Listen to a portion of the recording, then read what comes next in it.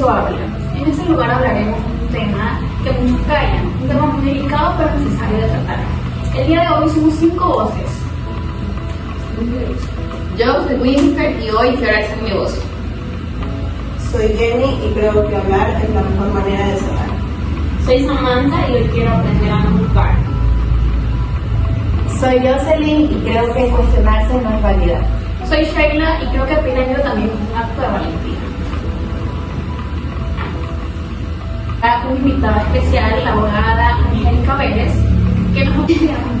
Bueno, nuestro tema en sí es sobre la violencia intrafamiliar, entonces vamos a indagar un poco sobre este tema porque sabemos que comúnmente se vive mucho, entonces hay personas que callan. Entonces en este caso somos 5 personas que vamos a un poco hablar sobre este tema y queremos también socializarlo con las demás personas y con el invitado que acaba de mencionar.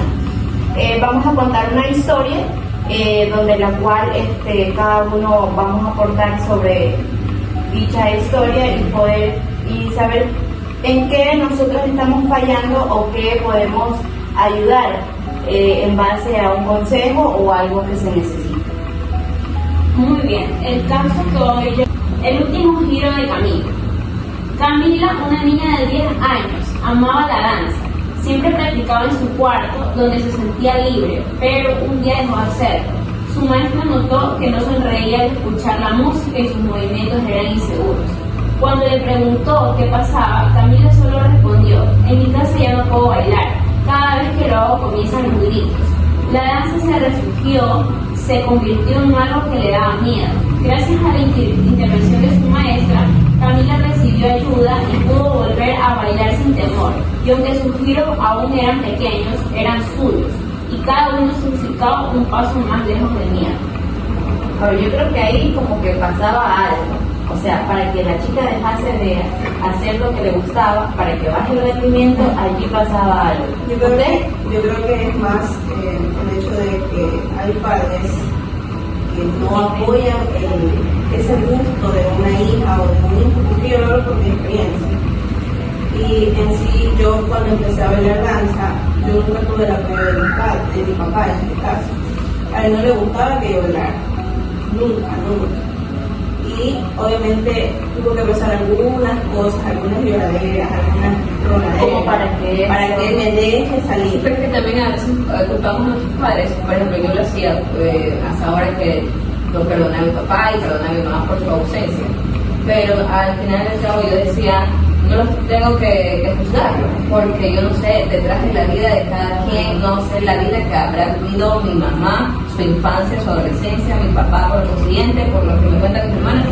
Era un hombre alcohólico, trabajaba muy bien, ganaba muy bien, pero en ese entonces como se enfrascaba bastante en el alcohol. Y eso es lo que nos hacía a que nuestros hermanos buscaban la ayuda de mis tías. En este caso había la ayuda de mis tías, gracias a Dios por ellas. Mis hermanos tienen otro pensar, y cada quien, gracias a Dios, una ingeniera, otra psicóloga, y cada uno se ha venido formando. Pero hay que tener en cuenta también que hay personas que se estancan por el simple hecho de que no hay ese apoyo. No tanto el apoyo, porque a veces siento que también influyen muchas cosas en eso. Por ejemplo, ha habido casos de que, bueno, si yo no tengo el apoyo, lo hago por mí mismo, ¿me entiendes? Pero tú lo dices. Sí. Yo pienso que eso influye en muchas cosas. Por ejemplo, si, yo no lo hago porque, es que pasó esto, pero si tú en tu cabeza dices, no, si me pasó esto, como que tienes más impulso de lograr hacer eso que tanto deseas, no tanto el apoyo. O sea, aquí viene la parte de que romper esas cadenas. Lo que ya pasó en tu hogar, en tu infancia, ya tú no tienes que arrastrarlo, porque eso también vendría a ser la parte espiritual. Tienes que romper esas cadenas y que esa cadena, esos ejemplos, lo que vendría a ser, no siga en tu generación, por lo que ahora que se estanque ahí, o sea, ya de donde tú partes hacia adelante ya lo botas, lo desechas. Pero hablando del caso de la chica que ella mencionó, yo creo que para ella dejar ese ritmo, ver el ritmo de bailar, ha de haber sido algo como que mucho más grave para que ella lo deje. Claro, porque no le gustaba. general nosotros hacemos algo, digamos, yo bailar danza para mí es mi momento, o sea, mi momento de ser yo, de relajarme, de ser algo que te gusta. Ajá, y algo así yo esté estresada, así tenga de todo, yo bailando a mí se me quita. Tú lo ves como un refugio. Ajá, pero en el caso de ella lo ve como que si yo lo dejo ya no va a volver a pasar. Algo momentáneo. Ajá, así es. Algo momentáneo. Y a ver, vamos ahorita a hablar sobre qué es la violencia intrafamiliar. O sea, para ustedes, ¿qué es la violencia intrafamiliar? Ya dejando fuera del tema del caso. Vamos a hablar netamente de qué es la violencia intrafamiliar. Ahora, en mi perspectiva, yo también considero que la violencia intrafamiliar no solo depende de golpes, también el abuso verbal, emocional, sexual, e incluso en muchas familias el abuso económico también influye mucho. Es que a veces también las mujeres tenemos muy baja autoestima, entonces creemos que lo que nos dicen los hombres, porque los hombres son como que la espina fuerte, la del hogar, la cabeza del hogar, entonces tendríamos que callar, porque a veces las mujeres no tienen un trabajo, son amas de casa, y eso nos disminuye bastante emocionalmente, nos minimiza. También yo creo que va desde cómo se criaron antes. Pero yo creo que no, ya como que ya no. O sea, no, pero yo digo que a veces, en este caso, hay como que un arraigo de lo que pasó antes. Me explico, por ejemplo, no es que tú tienes tu mamá y tu mamá te cría de esa manera, entonces tú tienes que hacerlo de la misma manera que te estás criando. Si tú no rompes el ciclo, como lo dijo ella, entonces no vamos a avanzar nunca, literalmente.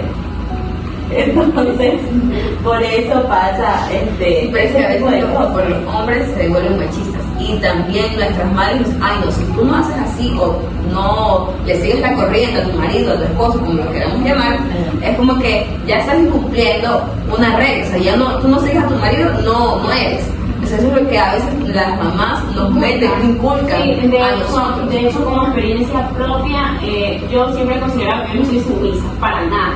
Por ejemplo, a veces he visto, pero a veces he visto quizás actitudes de mi papá que no son de mi agrado, y siempre he pensado de que cuando yo forme mi hogar, quiero obviamente encontrar un hombre mucho mejor, ¿me entiendes? Y ese es mi pensar. Ahora que yo obviamente tengo a mi esposa, a mi hija, yo siempre, mi mamá dice, ay, tú eres muy renegona, tú como que no haces lo que él te dice, quizás al momento eres, porque mamá lo defiende mucho. Porque estamos en un caer. Ajá, y yo digo, yo no quiero un hombre como mi papi, quiero a alguien mejor, mucho mejor. Entonces me dicen que tú no eres sumisa, que yo no me dejaba de nadie, ni de mi papá, ni de nadie. Entonces realmente, como este lo presenta. pero yo sigo siendo así, realmente, pero él me entiende, también es un tipo de hombre. Ajá, después le confundo a ver. Claro, porque él es muy tranquilo, yo no tengo nada que Yo decir. digo, no tengo que ser sumisa. Creo que llevar a la par las cosas. Sí. Ajá. Ya, pero la gente a veces lo ve de otra Porque perspectiva. pero estamos nosotros, digamos, ahora que somos jóvenes, ya no somos ni las niñas, que se podría decir, que han vivido esa experiencia de los padres, que ya tienen una experiencia ancestral, se podría decir. Nosotros estamos en otra era en la que, bueno, No permitimos ciertas quedar, porque también hay unas cosas que nos han contado nuestros abuelos que han vivido más, porque en sí nuestros abuelos son los que han vivido esa experiencia de la violencia intrafamiliar como tal. Ajá. Lo que nosotros sí creo que podemos presenciar es como que ese cambio, ese abuso de querer dominar. Solo por ser Es mujer. porque ya conocemos cómo tratar la manera de cómo domar a un hombre. Por eso, o sea, de la experiencia Yo creo que esa es la base. Y más que, bueno, yo digo que en la ciudad casi no se ve mucho de eso. Más es el campo, Pero es en el campo exactamente. que se ve todo, porque en el campo no cambia nada. En el campo viven las mismas costumbres, las mismas cosas, y siguen, y no hay un cambio. ¿Por qué creen que los abuelitos, o sea, que uno tiene, no han durado tantos años? Porque han permitido esa violencia de parte de la pareja, o sea, es tanto. no es tanto de la violencia, sino que el silencio, la costumbre, ya que a esa edad se ponen a pensar, ¿quién me va a pelear con este viejito? O sea, eso es lo que Además que tenían más de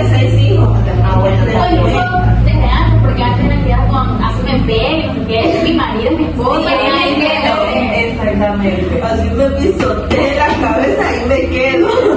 Y ahora ya no, o sea, ya no toleramos tantas cosas, ¿no? Ya ahorita como que hemos cambiado un poco y la perspectiva que nosotros tenemos es muy diferente a la que las abuelitas tenían en su entonces, pues no, ya no dejamos como que, ay no, es que porque es hombre uno tiene que hacer esto y esto, y realmente ya no es así.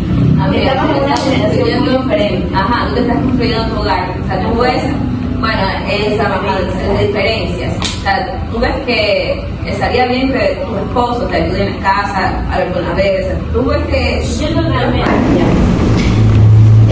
Vamos a dar paso a nuestra invitada. Tenemos el gusto de poder tenerla aquí con nosotros para poder dialogar un poco del tema y hacerle unas pequeñas preguntas acerca de lo mencionado, pues no. El tema es sobre la violencia intrafamiliar. ¿Usted conoce o sabe un poco del tema? Sí, sé sobre la violencia contra la mujer y los miembros del núcleo familiar. ¿Qué nos podría decir acerca de la violencia intrafamiliar? A ver, la violencia se la puede decir que es todo tipo de trato físico, psicológico y sexual. En estos parámetros, el hecho de que en unas ocasiones son unas contravenciones y en otras delitos. ¿Cuándo sucede? No solamente la violencia es entre el hombre que maltrata a la mujer, no. También se da que las mujeres maltratan a los hombres. En muchos casos se ha visto que por vergüenza los hombres no denuncian el hecho. Las violencias no solamente son aquellas de insultos. Ejemplo, hay una pareja que está discutiendo y uno de ellos empuja a la otra. Ya hay un acto de violencia que es sancionado pues en caso de que sea una lesión de 3 días, sigue siendo una contravención. O sea que la violencia parte desde, así como usted lo está mencionando, desde un empujoncito, ahí ya estamos dando a entender que es una violencia, ¿no? Entonces, exacto, la violencia de género es esa. Por eso dice género, no dice solamente de la mujer, está hablando de los dos sexos, claro, hombre y mujer. Porque también, como usted lo mencionó, hay violencia de parte de la mujer hacia el hombre, que comúnmente casi no se escucha mucho, pero sí existe la violencia de parte de la mujer hacia el hombre. ¿Usted piensa, cuál cree que usted es el error más común al hablar de la violencia intrafamiliar? O sea, ¿cuál es el error más común que existe al hablar de la violencia? Hablar de violencia, al menos aquí no sería un error, sino los actos que cometen las partes, tanto el hombre como la mujer. La violencia que más se escucha es la violencia contra la mujer. ¿Por qué? Porque la mujer viene, otra persona le cuenta, la motiva, la apoya para que esa persona pueda denunciar el hecho que está sufriendo. Mientras que el hombre no lo va a hacer porque se siente con vergüenza que diga, siendo hombre te dejas de una mujer. Claro. Porque vivimos en una sociedad de qué dirán y no hacemos valer nuestros propios derechos.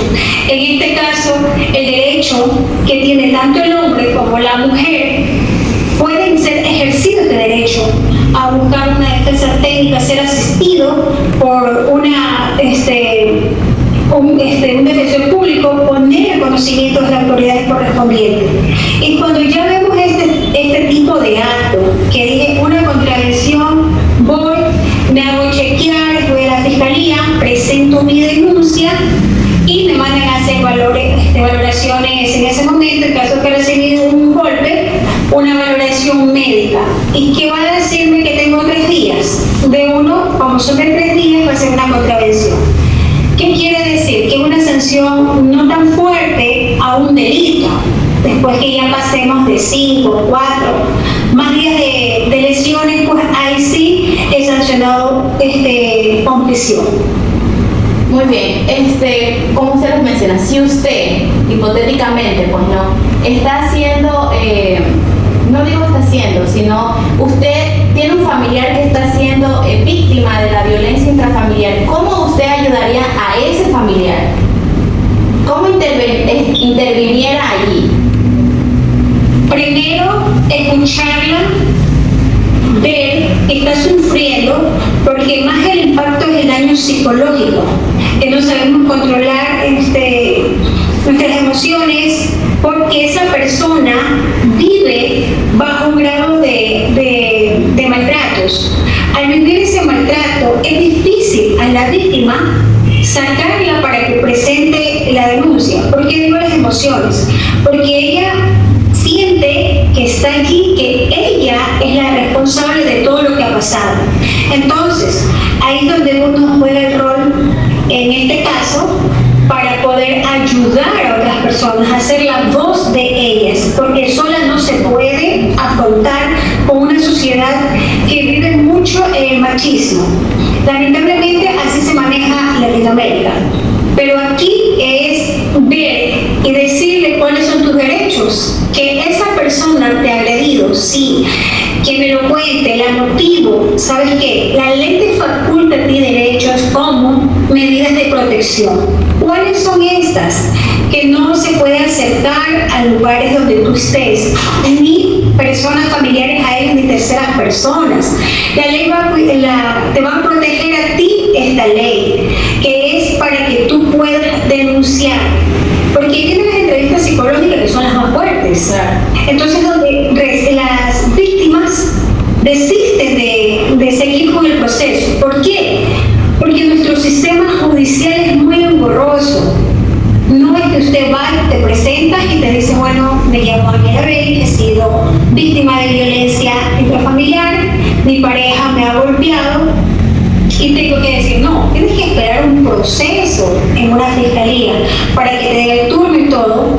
En esa parte, uno que está apoyando a la víctima tiene que estar, porque realmente todos estos casos de seguir con las denuncias es porque muchas veces en nuestro sistema judicial no hay personas capacitadas para que puedan atender este tipo de casos. La falta más de motivación, de acompañamiento a la víctima. Y en sí, esa es la forma que uno tiene que estar con la víctima, preguntar, bueno, ¿cómo estás hoy día? Vamos a hacer reconocimiento de la denuncia que has puesto. La persona no puede acercarse a ti. Vamos a hablar con el departamento del DEVI, que es el departamento de los que se encargan de notificar al agresor y también de activar un botón de pánico para que la víctima, en este caso, pues, pueda, ejemplo, ellos ponen la tía Ángela, activan el botón, es la tía Ángela, está el número registrado con ese nombre, ella va a llamar a pedir auxilio porque les da unas medidas de protección. Entonces, hay que ayudar a muchas personas, a las relaciones hasta de novios, que creen que es normal que reciban pues humillaciones de los novios. Ah, es una broma que él me hizo. Entonces, desde allí ya existe la violencia, porque le dice, sí, es una tonta, no sirves para nada. Eso se llama una violencia psicológica. Abogada, disculpe que la moleste. Una pregunta. ¿Qué usted haría? ¿Usted qué pensaría cuando las mujeres callamos tanto ese dolor emocionalmente, físicamente? Porque de una manera u otra nos minimizan. Sentimos que los hombres nos minimizan por ciertas actitudes o por ciertos mandos que ellos tienen. Mira, la respuesta viene de cómo tú viviste tu niñez, de cómo tus padres vienes con un patrón, de que te dijeron, el marido te gritó, tienes que callarte. Que tu marido se te golpeó, así es el hogar. Venimos con una sociedad con patrones que no nos atrevemos a romper porque eso, así nos educaron. Pero ahora, ¿qué nos toca hacer a nosotros? Decir, no, ese es tu derecho, que tú puedas decir, expresar, que no es el dueño de la razón. En este caso, las palabras que ya sabes que te denigran, sabes perfectamente que no está bien. Si tú ves en tu entorno que una de tus amigas vive esa violencia, hey, hagamos un alto. Tú eres una mujer valiosa, tú eres un hombre valioso, estás para grandes cosas. Tú no puedes permitir que esa persona te minimice. Busquemos apoyo psicológico, busquemos esa ayuda, estemos pendientes de esa persona para poderla auxiliar, para que pueda salir de ese entorno que se encuentra. Más sucede mucho cuando en relaciones de parejas jóvenes hay mucha violencia psicológica. Esas violencias son las que uno tiene que tratar de erradicar. Pero si no te dejas ayudar, porque aquí digo, es un seguimiento, tienes siempre que alguien estar contigo para que te motive, para que diga, mira, hoy día es un día más, hemos avanzado. Mira lo importante que eres. Mira que estás para grandes cosas. Mira que esa persona no es el único hombre que existe. Tienes mucho por vivir, por disfrutar. Por eso siempre es importante, digo, ser independiente, emocional y económicamente. Para que ustedes no puedan depender del bolsillo de la pareja. Porque al ser dependientes, ustedes creen que no tienen más espacio para la sociedad, cuando ambos tenemos los mismos derechos. Entonces, si ustedes ven en su entorno, sean ustedes esa voz para ayudar a esa persona. Usted dice, no, es que ya le hablé, pero ella no quiere en mí que ya no sea una violencia, que más adelante ya sea un femicidio. Entonces, porque yo vi las aristas que ella me dio, llega golpeada, como moretona, no, que bromeando es que me dio. Aquí él está acostumbrado a darme cachetadas leves porque dice que es una forma de jugar entre nosotros. Eso es una falta de respeto ya. Insultar, gritar, las personas que más se ven común es que decir que yo me lo busqué. Entonces no podemos nosotros familiarizar ese tipo de actos para decir es normal. No, no es normal. Porque en la calle te quitó algo, te arranchó y dice, sí, es que él es así. Pero tú lo vas a decir con timidez, no vas a decirlo segura. Porque sabes que tus padres te enseñaron, no, es normal la relación. Así mi papá y mi mamá lo vieron. No, ustedes son futuros profesionales, maestros, que ustedes van a ser esa voz para pequeños niños y les pueden transmitir y enseñar lo que es una violencia para que ya sean unos adolescentes, unos jóvenes para la patria que no sufran este tipo de violencia, que no sean parte, porque ustedes lo van a ver desde la escuela, porque los niños traen demasiadas cosas guardadas en su hogar. Siempre he dicho, los niños son el reflejo de los padres. Si un niño llegó a golpear al otro porque en su casa ve maltrato y su única forma es llamar la atención al profesor para que diga, mira que yo sí existo porque en mi casa no existe. Entonces todos esos patrones que se van observando son los que los llevan a ustedes a esta sociedad de ver tanta violencia. Listo, muchísimas gracias por su comentario. Y por última pregunta tenemos, ¿usted cree que llegaría a existir el perdón después de tanto daño psicológicamente y físicamente? El perdón verdadero. No, hablamos aquí cuando una persona haya recibido su terapia psicológica, haya sanado a su niño interior o a su niño, haya podido expresar las terapias. Y yo soy la que digo, el golpe se borra, pero el daño psicológico siempre se va a mantener. Y si tú dices, he perdonado, pero no olvido, eso es porque nunca perdonaste, porque aún vives con el resentimiento. Entonces no se puede utilizar la palabra perdón cuando en la mínima conversación tú sacas a reducir las cosas del pasado. Entonces no puedes decir el perdón. En muchos casos de violencia es difícil que las víctimas perdonen a sus agresores. Por eso decimos que hay una contravención y un delito. En las lesiones que son, como les dije, hasta 3 días, pues les tocaría pagar a veces a muchos agresores con trabajo comunitario, mientras que hablamos de un delito porque les toca pagar prisión dependiendo pues el daño que haya causado. El daño psicológico es el más frecuente, el que más trata de superarse, pero también es importante de que ustedes que están estudiando puedan ser, como les digo, ese portavoces a las demás personas y que vean que este acto de violencia no es bueno en la sociedad, desde su propia casa, desde su entorno, su familia, entre compañeros. Entonces puedan ustedes ser esas observaciones y, como les digo, si usted ha perdonado es porque realmente ha sanado, pero si no, no va a haber perdón. Porque dicen que si perdonamos de corazón no podemos ver atrás. porque eso ya está pasado, olvidado y recontra que desechado. Y como última cosa, abogada, ¿nos podría dar un mensaje para la comunidad, un consejo para estas personas o los hogares que sufren este tipo de violencia? Ya para culminar con esta charla. A ver, como le había indicado a cada uno de ustedes, aquí la violencia siempre va a radicar desde los hogares. Que mientras ustedes puedan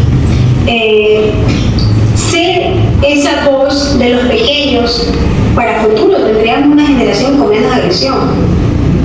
Pero si no es así, porque ustedes van a ser hoy día futuros maestros por vocación, más no solamente por un título, sino que tienes que tener vocación para poder servir, porque van a tratar con personas tan sensibles como son los niños. Entonces, una sociedad que vive cada día de insultos, de humillaciones, podemos nosotros mismos ser esos portadores para cambiar esas mentalidades, pero por nuestras acciones. No es decir, yo lo digo pero no lo cumplo. Como nosotros solemos decir los abogados, es letra muerta. Está escrita en la Constitución, pero no se cumple. Entonces, ¿qué podemos hacer aquí? Siempre buscar las formas de que, como yo digo, debería haber más campaña sobre la violencia. Y así nosotros nos ahorraríamos tanto maltrato y enseñar a nuestros hijos, a nuestra descendencia, a nuestros familiares, que los insultos no podemos normalizarlos. Los golpes que nos damos no podemos normalizarlos. Haz que no me mató, haz que no hizo un acto intimidatorio de que ese día te vas de la casa. No, hay palabras que conllevan a eso. Por eso le digo, tal vez las personas no familiarizan que solamente el simple hecho de empujar a una persona ya se constituye una contravención. Y como digo, pueden ustedes ser portadores de las voces en el cual la ley no solamente es para el hombre, sino para la mujer, y el hombre pues no puede denunciarlo por vergüenza. Tuve un caso con un cliente así mismo que no denunció por vergüenza, pero él veía cómo maltrataban a su hija. La esposa, como él no contestaba el teléfono, se desquitaba con la hija, la maltrataba y le mandaba videos. Entonces yo le sugería que tiene todas las pruebas para poder tener la tendencia de su hija, poder pelearla, poder divorciarse, pero le daba vergüenza qué dirán sus amistades. Entonces por eso él no denunció. Pero hay muchísimos casos que no salen a la luz, solamente vemos lo que la publicidad, lo que la televisión, la prensa nos enseña, más para la mujer porque es la parte más vulnerable, pero también tenemos esos mismos derechos, tanto hombre como mujer. Así que para uno dejar de tanta violencia, de que siga creciendo, porque cada día, aquí estamos ahorita reunidos, Juan Muere está sufriendo agresiones, por el que no contestaste el teléfono, no me contestaste ese mensaje, ¿dónde estabas? ¿Con quién habrás estado? Entonces, lo mejor es que ustedes puedan ser portavoces de romper patrones, que eso no es vida. En un lugar que hay maltratos, insultos y que se normaliza que es porque el esposo me pega y es normal, tengo que aguantar. Entonces, ¿cuál es mi mensaje? Que sean independientes económica y emocionalmente, para así ustedes ser portadores, todos ustedes, de dejar de que haya tanta violencia y ser unos mejores personas en la sociedad que vayan creciendo. Se lo agradecemos muchísimo a abogada Ángela Vélez por compartir su historia, sus opiniones hacia este momento de charla. Le agradecemos, muchísimas gracias.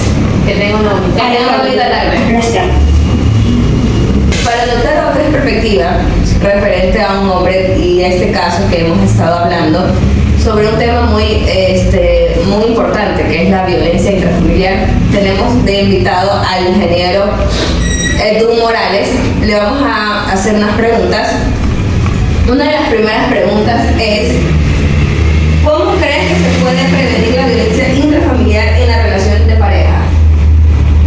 Ya, muy buenas tardes, muchas gracias por la invitación. En primer lugar sería fomentando las relaciones basadas en el respeto, la igualdad, y tener ciertos límites. También promover una educación emocional, ¿no? Es muy importante que la pareja sea emocionalmente activa y también así poder tener una resolución de los conflictos sanos. Ya, otra pregunta. ¿Cómo crees que se puede ayudar a un hombre que está experimentando sentimientos de ira o frustración que podrían llevar a la violencia? Primero tiene que reconocer sus emociones sin vergüenza de la culpa. Como hombre tenemos un poco de recelo, vergüenza a reconocer nuestros errores. Como segundo, pues buscar apoyo psicológico para las emociones, especialmente si como hombre tenemos iras frecuentemente o es muy intenso. Y así poder fomentar un espacio donde se pueda hablar abiertamente sobre nuestras emociones y sentimientos. Otra pregunta. ¿Qué crees que es lo más importante para un hombre que está tratando de cambiar su comportamiento violento? Asumir la responsabilidad, primero de sus acciones, sin justificarlas, sin aplazarlas tampoco. Y también tener un compromiso real con el cambio, así sea corto, mediano y largo plazo, ser consciente de nuestros propios errores y buscar también ayuda, así sea profesional, ya que como hombre buscamos una terapia o programas especializados que nos ayuden a gestionar nuestras emociones y conflictos.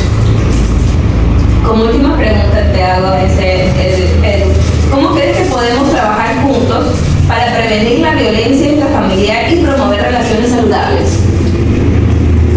Primero, fomentar una cultura de respeto, igualdad y también el apoyo mutuo creo que es la clave para este tipo de casos. Esto también incluye una comunicación sana entre pareja, familia y reconocer nuestras emociones. Ya, y como hombre, ¿qué harías? ¿Cómo fuera tu reacción si tú estás dentro de tu hogar y está pasando esta situación? Lo primero que haría, como lo había dicho, es reconocer mis propios errores, también hablar sobre mis emociones, cuál es la causa real de lo que está pasando y por qué reacciono así. Eso ha sido todo. Muchísimas gracias, ingeniero Edu Morales, por compartir tu perspectiva referente a este tema. Gracias. Bueno, y un consejo que nos puedes dar.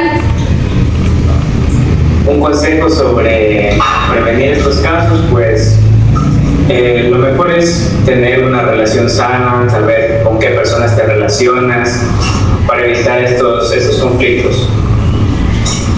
Okay. Muchísimas gracias por compartir tu comentario. Que tengas un buen día. Bueno, después de todas las dos intervenciones que hemos tenido junto con Edu, el ingeniero Edu y la abogada Ángela Vélez, entonces, ¿qué es lo que nosotros hemos recibido de parte de ellos? Son sanos consejos, las preguntas adecuadas referente al tema, pero ¿qué pasa en cuanto a nosotros? Que nosotros antes estábamos hablando de solo enfrascarnos en lo que es las mujeres, pero nunca nos dimos cuenta que también el hombre sufre este tipo de violencia y que por vergüenza no habla. Como lo mencionó él, o sea, a veces como recelo, no lo quieren decir porque, como el hombre es tan egocéntrico, no lo quiere decir por miedo o por el qué dirán, que como también lo mencionó la abogada, pues, ¿no? Entonces es un tema muy amplio en el cual nosotros debemos de abordar muchas veces, porque a veces sí pasa en nuestros hogares y a veces nos callamos y nos limitamos al decir o contarle a una amiga, ¿saben qué? Me está pasando esto, me está pasando lo otro, porque todos pasamos por una situación similar, sea pequeña o no, lo pasamos. Entonces creo que es un tema muy amplio, entonces que nos llevaríamos un poco de horas hablando de este tema, porque si nos ponemos a pensar, cada cabeza es un mundo, ella puede tener su perspectiva de eso, o algo que le suscitó referente al tema también, pues, ¿no? Entonces, yo creo que también sería más allá de eso, enfrascarnos en que nosotros vamos a ser docentes y que desde pequeños enseñarles a los más chiquitos a expresarse, a contar, a que no tengan miedo. a vivir a contar esa experiencia que ellos viven. ¿Para qué? Para no seguir con esas secuencias que viven nuestros padres, nuestros abuelos, y seguir con esa secuencia de la violencia y seguir aguantando y seguir callando. Tolerar muchas cosas, ¿no? Creo que los niños son como, a veces, por no decirlo, se meten a un poco de cosas que hay ahorita, entonces se limitan a hablar o contar lo que ellos están pasando, pues, ¿no? Y creo que, como ella lo menciona como docente, tenemos que dar Buen ejemplo. exactamente, un buen ejemplo para que ellos de alguna manera hallen en nosotros algo, una seguridad y poder ayudar, pues, ¿no? como docente. A ver, yo te podría decir que a veces solamente nos enfrascamos solamente en nosotros las mujeres, porque siempre como que las mujeres somos como más unidas. Un hombre es como que es muy difícil de que encuentre un apoyo por miedo a vergüenza, o sabes que no, como yo soy hombre, no puedo llorar, no puedo hacer eso, no puedo tener problemas, pero también, como dijo la abogada, también los hombres tienen problemas internos, que lo saben llamar así, problemas internos que a veces vienen arrastrando desde su infancia, porque los han maltratado, han vivido una mala infancia, y eso ellos quieren llevar a su nuevo hogar, pero ya tenemos en cuenta que hay que romper esas cadenas, y que tú, en el momento que formas un hogar, eso tiene que quedar ahí, desechar las cadenas que tú ya rompiste. ¿Qué pasa? Yo siento como que no estamos hablando un poco también sobre la violencia sexual. ¿Qué pasa con ese tema? También es un tema como muy delicado de tocar. Entonces siento que también existen personas que viven eso y que a veces no lo dicen o se manifiestan de otras maneras, ¿no? Pero así como dijo el abogado, ¿no? Creo que hay un respaldo legal, hay que obviamente tenemos ese apoyo si se llega a cometer ese acto, y que más que nada tener miedo de decirlo y otra vez pasar por lo mismo. Tenemos ese apoyo legal que nos respalda. En este podcast también hemos hecho una transmisión en vivo donde pudimos observar que varias personas han comentado y también nos han dejado comentarios positivos, pues, ¿no? En donde una señorita nos dice: la violencia intrafamiliar no empieza con un golpe, empieza con el silencio que normalizamos sin darnos cuenta. También nos menciona la señorita Ana, que nos dice: cuando una persona tiene miedo dentro de su propio hogar, ya no estamos hablando de una familia, sino de una herida abierta que necesita atención. Eso es algo muy importante, porque dice que cuando ya no hablamos dentro del hogar, es como que ya necesitamos algo de afuera y buscamos refugio en las cosas de afuera, en las cosas banales de afuera, que necesariamente no tiene que ser algo importante para ellos, pero se lo normaliza. ¿Por qué? Porque hay situaciones en las que ellos no pueden expresarse, entonces necesitan refugio en otras cosas. Damos gracias también a este podcast, a la compañía de los dos invitados que hemos tenido, las perspectivas de las dos personas muy diferentes, y también agradezco a mis compañeras que estamos aquí el día de hoy. Nos vemos en el próximo capítulo con más energía, con más invitados y con mucha entusiasmo.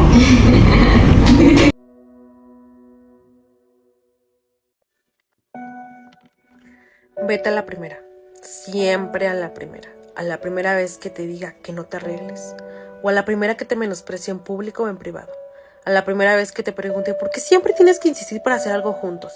Vete a la primera vez que en medio de una discusión le pega a la pared un mueble, a la primera vez que te vea divirtiéndote y te corte la diversión, a la primera vez que te vea brillando y no lo soporte, a la primera vez que te diga yo soy así y si quieres, a la primera vez que te diga tan arreglada vas a ir.